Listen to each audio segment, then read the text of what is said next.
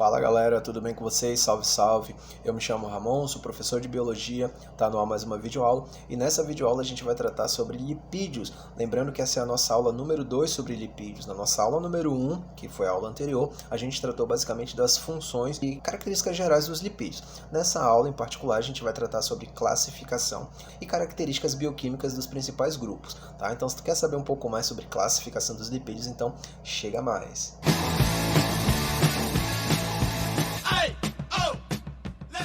Vamos agrupar os lipídios em dois grandes grupões, tá? Nós temos aí o grupo dos lipídios simples e o grupo dos lipídios complexos. Os lipídios complexos, eles são assim chamados porque, além de lipídios, existem substâncias não lipídicas ligadas a elas, tá bom? É o caso, por exemplo, dos fosfolipídios, né? Fósforo mais lipídio.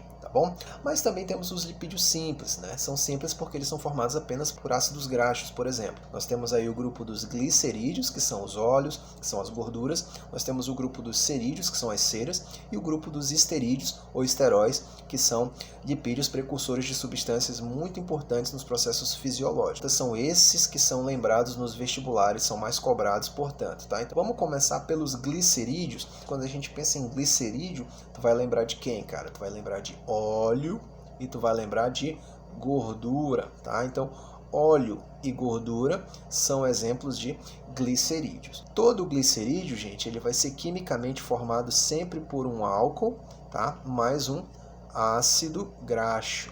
No caso dos glicerídeos, esse álcool em particular é um glicerol, daí o nome glicerídeo, tá? Lembra do álcool glicerol. E esse glicerol, ele é um álcool, né? Então ele vai ter sempre ali um grupamento OH, uma hidroxila. E o ácido graxo, ele leva esse nome porque ele vai ter ali um grupo funcional ácido carboxílico, C-O-OH. Olha, o glicerol, o OH, ele vai reagir com o hidrogênio do grupamento ácido do ácido graxo, na qual a água participa. H2O forma o quê? Forma água, tá? E se a água desidratou para sintetizar alguma coisa, então essa reação é chamada de síntese por desidratação. Vai formar ali um outro grupo funcional chamado de éster. Beleza? Então nós temos aí os ésteres de ácidos graxos. Olha, a gente também pode classificar os glicerídeos quanto ao número de cadeias de ácidos graxos. Por exemplo, se eu tiver só uma cadeia de ácido graxo aqui, esse camarada aqui vai ser considerado um monoglicerídeo, tá? Se eu tiver duas cadeias de ácidos graxos aqui, eu tenho um diglicerídeo. Agora, se eu tiver três cadeias, como é o caso aqui da nossa molécula em questão, eu tenho um triglicerídeo, né? E o triglicerídeo provavelmente você já deve ter ouvido falar, comum dos animais, dos vegetais, é ele que forma as gorduras e os óleos que a gente conhece muito bem, beleza? Professor, se todo óleo e gordura são formados sempre da mesma coisa, como é que eu posso distinguir o óleo da gordura? A gente tem três diferenças básicas, tá bom? A primeira diferença é quanto à origem. O óleo, por exemplo, ele é de origem vegetal, tá? Então coloque aí. Aquele óleo de cozinha que a gente utiliza para fritar na nossa casa, na nossa cozinha e tal, geralmente é de óleo de soja. Normalmente os óleos são de origem vegetal, mas existem as suas exceções também, já que a gente já ouviu falar de óleo de fígado de bacalhau, beleza? Mas normalmente os óleos são de origem vegetal, enquanto as gorduras elas são de origem animal. A segunda diferença entre o óleo e a gordura é quanto ao seu aspecto, como que eles se apresentam em temperatura ambiente. No caso do óleo, eles se apresentam na forma líquida, enquanto as gorduras elas se apresentam na sua forma sólida. O que vai determinar essa característica líquida ou sólida? Tá? As cadeias de ácido graxo, né, que formam essas moléculas, elas vão apresentar ligações simples ou ligações duplas. No caso, as gorduras elas apresentam esse aspecto sólido porque as ligações contidas ali nos ácidos graxos são apenas ligações simples, ou seja, essas moléculas elas são altamente saturadas, tá bom? Enquanto os óleos eles são formados por ligações insaturadas, ou seja, nós temos duplas ligações nas cadeias carbônicas de ácidos graxos. Professor, eu não lembro desse negócio, me dá uma luz aí, me dá uma força. Olha só, aqui nós temos uma molécula, né, uma gordura, e você percebe que ela tem três cadeias. Nas duas primeiras, você percebe que essas cadeias elas são retinhas, né, elas são planas, elas são retilíneas, tá? Isso porque a gente percebe apenas ligações simples, né, nessa molécula. Se eu só tenho ligações simples, então nesse caso essas moléculas aqui são formadas por cadeias do tipo saturada. Então, ó, vou representar da forma mais convencional, né? Isso são cadeias carbônicas, tá? Então nós temos carbonos aqui ligados e você percebe, você sabe que os carbonos eles fazem sempre 4 ligações. Então vamos pegar esses carbonos aqui, olha só. Esse carbono ele já tem 1, 2 ligações. Para 4 faltam mais 2, então eu vou preencher com hidrogênio, beleza? Esse carbono aqui já tem 1, 2 ligações, então para 4 faltam mais 2, então preenche também com hidrogênio, legal? Então aqui você percebe que eu só tenho ligações simples. Os carbonos eles já preencheram o número total de ligações que eles podem fazer. Então, ou seja, essa molécula ela já saturou de hidrogênio. Eu não posso mais meter hidrogênios aqui porque já está saturado, não cabe mais hidrogênio. Tá cheio, beleza? Por outro lado, você percebe aqui que a terceira cadeia, ela é retinha, né? Enquanto ela tem ligações simples. Encontrou uma dupla ligação aqui, o que acontece? Ela quebra, fica torta. Legal? Isso porque existe aqui uma insaturação, tá? Então existe ali uma cadeia insaturada, tá? E por que ela está insaturada? Porque aqui eu já encontro uma dupla ligação. Legal? Então vamos representar essa dupla ligação aqui na nossa cadeia convencional, né, onde temos carbonos ali. E você percebe que eu tenho ali uma dupla ligação, né, no meio dessa cadeia carbônica. O carbono faz 4 ligações, certo? Aqui já temos esse carbono que já tem 1, 2, 3 ligações. Para 4 falta mais uma, então insere hidrogênio aí. Aqui, ó, o carbono ele já tem 1, 2, 3 ligações. Para 4 falta mais uma. Insere mais outro hidrogênio aqui. Pronto, fechou as 4 ligações dos carbonos. Eu posso enfiar mais hidrogênios nessa molécula? Está totalmente saturado? Não, ela está insaturada. Então eu posso enfiar hidrogênio nessa cadeia desde que eu consiga romper uma dessas duplas ligações aqui, beleza? Então, se eu consigo romper essa dupla ligação, eu posso inserir mais hidrogênio, cabe espaço, beleza? Daí que vem o termo insaturado ou saturado. Como que isso reflete no aspecto sólido ou no aspecto líquido? À medida que o lipídio ele vai sendo sintetizado, se ele for, né, formado por cadeias, né, de ligações simples apenas, eles vão se apresentar dessa forma mais reta, mais retilínea, mais plana. E no momento da síntese, ele consegue se compactar muito mais fácil. É que nem uma resma de papel, né? Se a gente consegue empilhar os papéis uns sobre os outros, vai chegar um momento em que você tem ali uma compactação muito grande, que é muito difícil de você romper, de você rasgar, certo? Então isso vai refletir na característica sólida, beleza? Esse adensamento ele acontece com maior eficiência. Massa? Agora, se eu tiver ali uma cadeia dupla, né, ou seja, insaturada, eu vou ter essa tortuosidade. Então, a compactação ela não vai acontecer de maneira eficiente. Não vai haver um adensamento, né, uma compactação. E isso se reflete no aspecto líquido. O óleo, por ele ser insaturado, ele vai ser líquido, porque não existe ali um adensamento, uma compactação das moléculas de ácido graxo na medida que são sintetizadas. Massa? Guarda essa informaçãozinha aí, gente. Olha só, uma outra questão associada, né, a esse negócio de saturado ou insaturado é o que acontece, por exemplo, aí na indústria de alimentos. Na indústria de alimentos, ela tem a capacidade de transformar óleo insaturado em uma gordura saturada, em uma gordura sólida. Eu consigo transformar uma gordura insaturada em gordura saturada desde que eu consiga romper essas duplas ligações aqui e inserir hidrogênio. Isso que a indústria de alimento faz, tá? Ela consegue romper essas duplas ligações por um processo catalítico, ou seja, enzimas são responsáveis pelo rompimento dessas duplas ligações. Uma vez que essas ligações foram rompidas, eu consigo adicionar hidrogênios. Se eu consigo adicionar hidrogênios, eu terei, portanto, uma molécula apenas com ligações simples, né? Ou seja, portanto, saturada. Se eu tenho uma molécula saturada, vou ter, portanto, ali uma gordura mais sólida, mais compacta, beleza? Esse processo de hidrogenação catalítica ele é muito comum no processamento de certos alimentos, né? Alimentos industrializados principalmente. Ele dá consistência a certos alimentos, a própria margarina, né? Biscoitos, salgadinhos, sorvete. Você já deve ter ouvido falar provavelmente de gordura cis e gordura trans. Olha, normalmente essa gordura insaturada, né, saturada, ou seja, o óleo vegetal, ele tem duplas ligações, tá? Normalmente essa gordura insaturada ela pode se apresentar sob duas formas, tá? Ela se apresenta na sua forma cis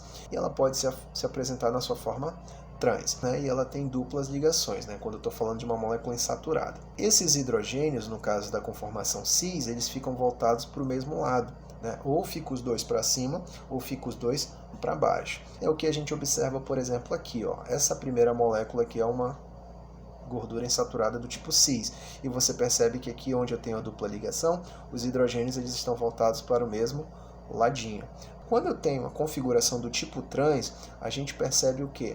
Que esses hidrogênios eles não estão voltados para o mesmo lado, mas eles estão para lados opostos. Então aqui no caso eu tenho um hidrogênio voltado para cima e um hidrogênio voltado para baixo. É o que eu percebo aqui, ó. Lembra que a gordura cis ela é sintetizada de maneira natural. A forma cis é a forma natural, tá? E qual que é o problema da trans? A trans ela surge no momento, por exemplo, um processo de hidrogenação catalítica, né? Pode dar origem a uma gordura trans, por exemplo. Ou, sei lá, se você reutiliza um óleo muitas vezes. Então a gordura trans ela tem grandes chances de se acumular, né? De se compactar, formando placas indesejáveis nos vasos sanguíneos. E aí isso pode acarretar, né, um problema de saúde, né, problemas cardiovasculares, tá? Então isso pode refletir de maneira negativa na nossa saúde. Agora, a gordura cis, você percebe, ela não forma moléculas retilíneas, portanto ela não vai se adensar de maneira fácil, não vai se compactar de maneira fácil e não vai formar placas de gordura presentes nos vasos sanguíneos. O segundo grupo é o grupo dos cerídeos, tá? Os lipídios que formam ceras. De que é feito uma cera? Normalmente a cera, assim como um glicerídeo, também sempre vai ser formado de ácido graxo, tá bom? E também sempre vai ser formado de álcool também na cadeia. Na cera, esse álcool ele não é o glicerol, beleza? E quem é? É um álcool de cadeia muito grande, né? Bote aí 16 átomos de carbono nesse álcool, tá? Lembra que o glicerol, ele tem o quê? 3 átomos de carbono, né? E esses átomos de carbono, eles estão ligados a hidroxilas. No caso da cera, esse álcool ele é muito grandão, né? Bote aí 16 átomos de carbono nessa molécula, cara. Então, se você tiver 16 carbonos, 16 hidroxilas aqui, cara, você tem aí a capacidade de enfiar 16 cadeias de ácidos graxos, né? Então, imagina, cara, quantas cadeias carbônicas você vai ter nessa molécula. Aí vem um detalhe, gente. Quanto maior a quantidade de carbono e de hidrogênio na molécula, mais apolar ela se torna. Quanto mais apolar essa molécula vai ser, mais hidrofóbica ela também será. Legal? E quanto mais hidrofóbica essa cadeia se tornar, mais impermeável ela vai ser. Por isso que ceras são consideradas sólidos impermeáveis, né? Sólidos por quê? Porque até em temperatura ambiente está 40 graus, 45 graus, ela ainda vai estar se apresentando na forma sólida. E altamente impermeável, ou seja, não interage nem um pouco com a água. A natureza, ela também se aproveita dessa característica impermeável das ceras. Por isso que muitos animais, muitas plantas utilizam, né, desse tipo de lipídios nos seus processos adaptativos. Tá? Onde a gente observa isso? Ó, temos 3 exemplos aqui. O primeiro deles é a cera de abelha. Tá? Provavelmente você já deve ter visto uma casa de abelha, né? Uma colmeia. Essas células hexagonais aqui são chamadas de favos. E são esses favos, né, que abrigam o alimento, né? Elas guardam mel, guardam a prole, enfim. Esses favos são feitos de cera de abelha. Tá? E como a cera é altamente impermeabilizante, né, ela protege contra a ação danosa da umidade do ambiente, da chuva, por exemplo. Então a chuva quando cai, ela não vai danificar a moradia dessas abelhas aí. Tá? Então é uma vantagem adaptativa para esse grupo. Beleza?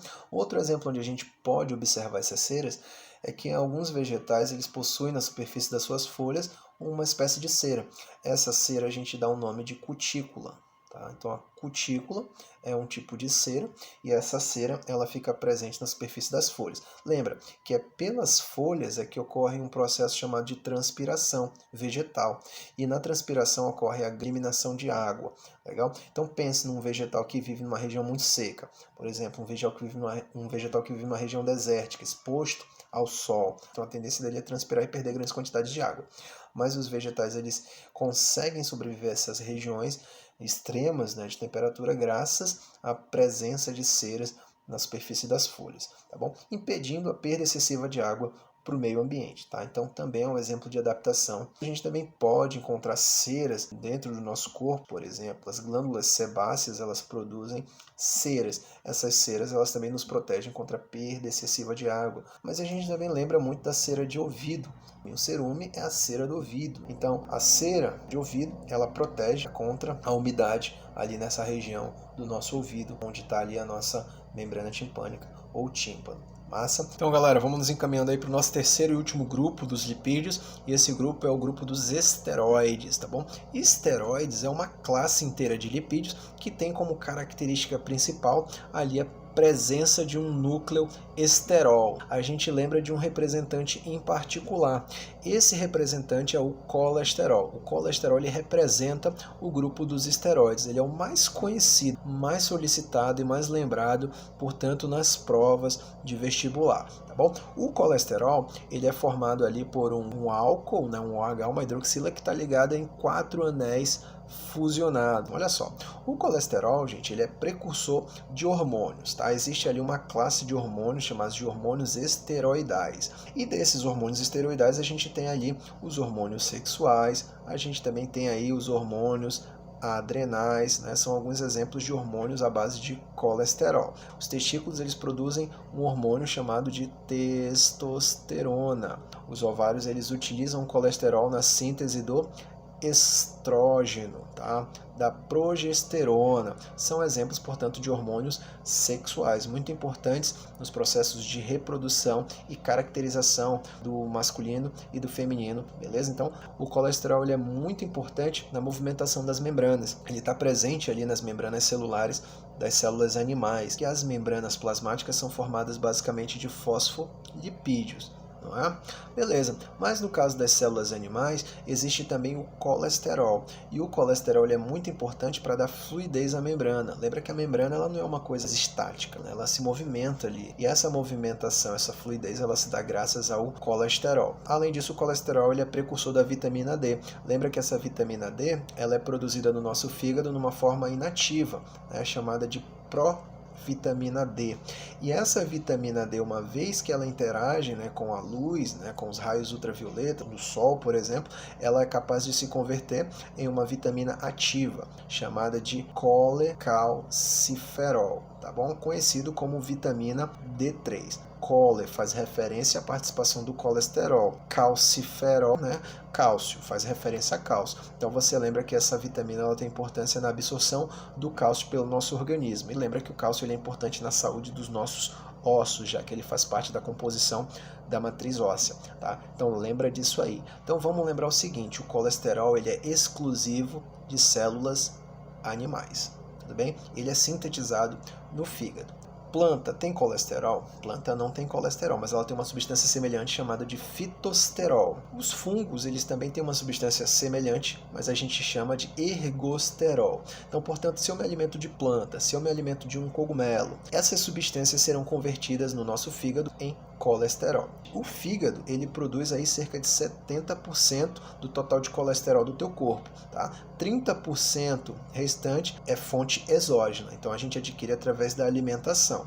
Agora, por que o colesterol é muito confundido com alguma coisa ruim? Por que ele tem esse estigma aí de coisa ruim, coisa que não é legal para o teu corpo? Então, o que não é legal são os efeitos do excesso do colesterol no teu corpo. Então, você já produz colesterol naturalmente. Se você ainda adquire mais colesterol pela alimentação, então você vai aumentar, vai elevar demais os níveis do colesterol no teu corpo.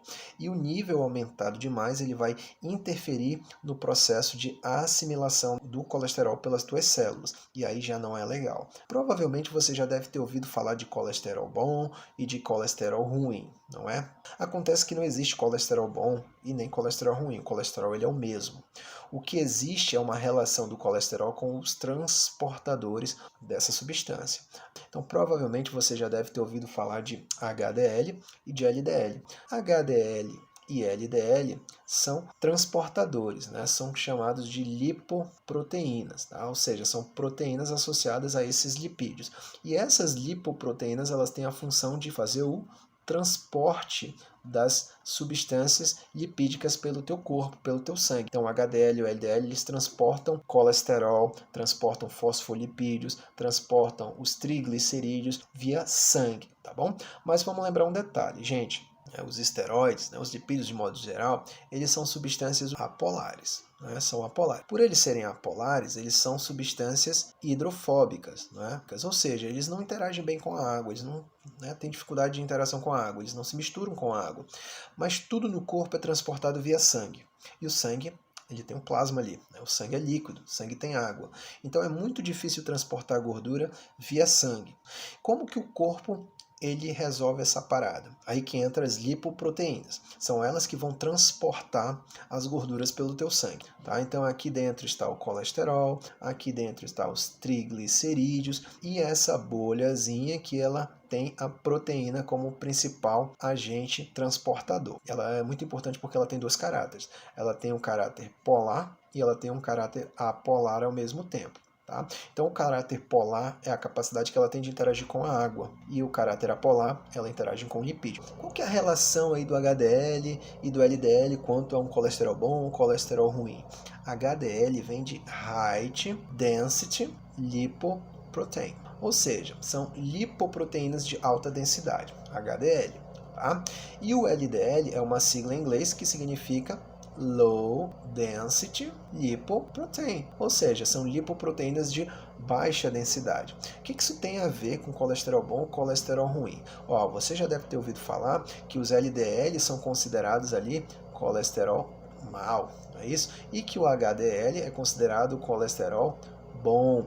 Por que o LDL é mau e o HDL é bom? Porque o LDL é uma lipoproteína de baixa densidade. O óleo não se mistura com a água. O óleo ele é mais leve que a água. Ele tem baixa densidade. Lembra? O lipídio ele não é uma macromolécula, porque ele não é pesado.